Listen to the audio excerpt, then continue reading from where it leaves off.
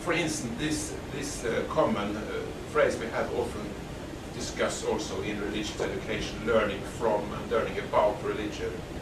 It's often discussed as normative concepts. I think it's even still in the curriculum in England as concepts that are kind of, it should be both in religious education. But we could also see them as descriptive aspects, that we always can study education from this perspective. Is it a learning from, or is it a learning about situation? And if we say that it should be learning about and not learning from, then we're also saying that the aspects where people learn from this, we don't want to consider those, we don't want to investigate those, we don't want to discuss it because we have decided that it is outside the scope of religious education, for instance. And I think from an education point of view, that would be very strange to say that we are not kind of using our capacities to discuss and investigate this.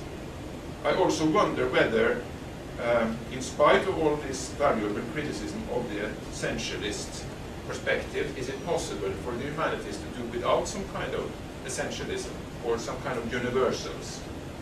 And if so, if it's not possible, what should we do then? Could we see them as some kind of chosen or temporary or provisional essentialism or strategic essentialisms? I have started to look a little bit into history education as another example, and there are similarities with between history education and religious education.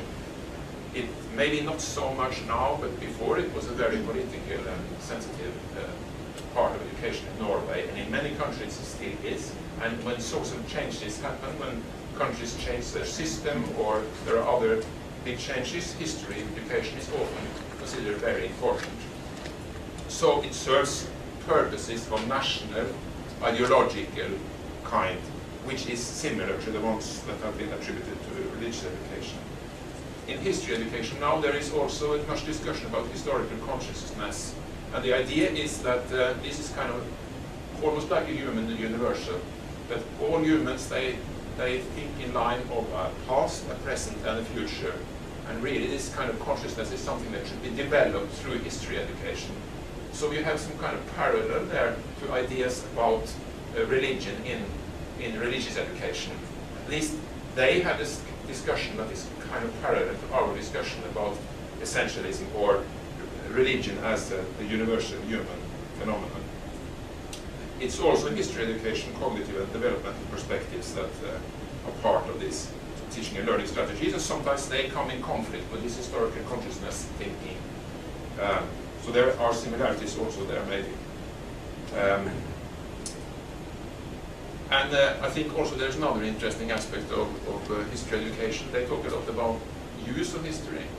So maybe that also could be something to think about for religious education. To see religion as an object that is used, not only something we investigate to understand better, but also maybe to include the use of religion, and because that's a slightly different perspective from talking about it as the communities and practices.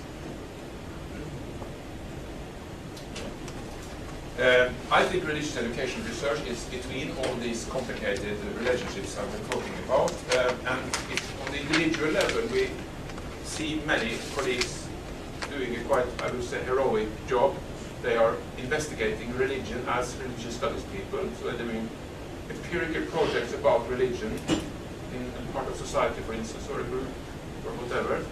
At the same time, they are involved in religious education, all these discussions that we have related to that, and often they are involved in teacher education, which means that they are educating people for a professional situation, for a job in school. And I think this is a very wide scope to cover.